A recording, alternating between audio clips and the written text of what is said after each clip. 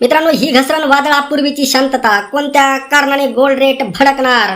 Gold price hike prediction.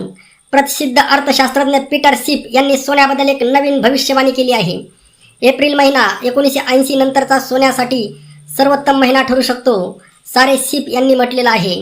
गुंतवणूकदारांचा डॉलरवरील विश्वास कमी होत आहे आणि वाढत्या महागाईमुळे गुंतवणूकदारांची आवड सोन्याकडे वळत असल्याचं ज्येष्ठ गुंतवणूकदार पीटर शिप यांनी सांगितलेलं आहे. मार्च महिना सराफ बाजारासाठी अक्षरशः घातक ठरला. महिनाभर सोन्याच्या किमतीमध्ये मोठी घसरण झाली, जो 2008 नंतरचा सर्वात वाईट ठरला. मात्र 23 मार्च रोजी झालेला बदल उल्लेखनीय राहिला आणि केवळ एका आठवड्यात सोन्याच्या दरामध्ये 15% सुधारणा दिसून आली. पण आता प्रसिद्ध अर्थशास्त्रज्ञ पीटर शिप यांनी सोन्याच्या किमतीबद्दल एक नवीन आणि धाडसी भविष्यवाणी केलेली आहे. एप्रिल 1980 नंतरचा एप्रिल 2026 सोन्यासाठी सर्वोत्तम महिना ठरू शकतो, असं शिप यांचं म्हणणं आहे. शिप यांनी सोन्याच्या किमतीसाठी एक नवीन लक्ष्य निश्चित केलं, जे सध्याची परिस्थिती पाहता सामान्यांसाठी खूप आश्चर्यकारक आहे.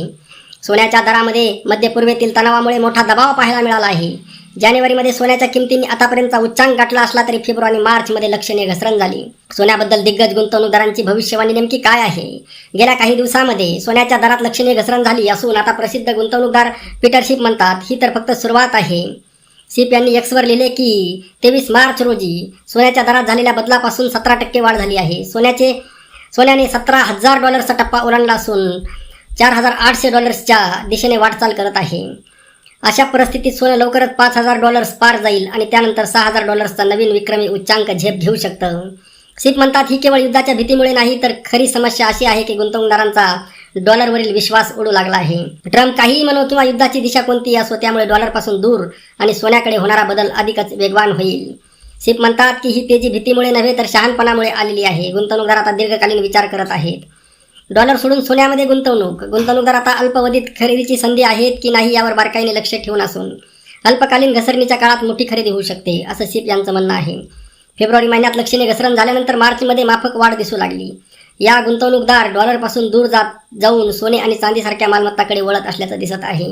मार्च महिन्यात 17 वर्षातील सर्वात मोठी घसरण. मार्च 2008 नंतरची सर्वात मोठी मासिक घसरण झाली, पण महिन्याच्या अखेरीस किमतीत सुधारणा झाली. केवळ युद्धाच्याच परिस्थितीवरच नव्हे तर गुंतवणूकदारांच्या भावनावरही सोन्याच्या किमती अवलंबून असतात. अमेरिका, इस्रायल आणि इराण यांच्यातील तणाव दीर्घकाळ सुरू राहिल्यास गुंतवणूकदार पुन्हा सोन्याची खरेदी सुरू करतील आणि सोन्याच्या किमती गगनाला भिडू शकतात, असंही त्यांनी म्हटलेलं आहे. मित्रांनो, हे प्रसिद्ध अर्थशास्त्रज्ञ पीटर शिप जरी असले तरी सुद्धा तुम्ही गुंतवणूक करताना कोणावरही अवलंबून राहू नका. तुम्हाला लॉंग टर्म जर गुंतवणूक करायची असेल, दीर्घकालीन, तर तुम्ही बिनधास्तपणे सोन्यामध्ये गुंतवणूक करू शकता. तरी पण मी म्हणतोय म्हणून तुम्ही लगेच गुंतवणूक करू नका.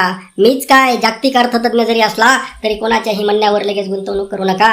तुमच्याकडे गुंतवण्यासाठी किती पैसे आहेत याचा विचार करा आणि सगळी गुंतवणूक एकाच ठिकाणी न करता वेगवेगळ्या ठिकाणी करा, असं सुद्धा माझं मत आहे. तुमचं मत कॉमेंट करून नक्की सांगा.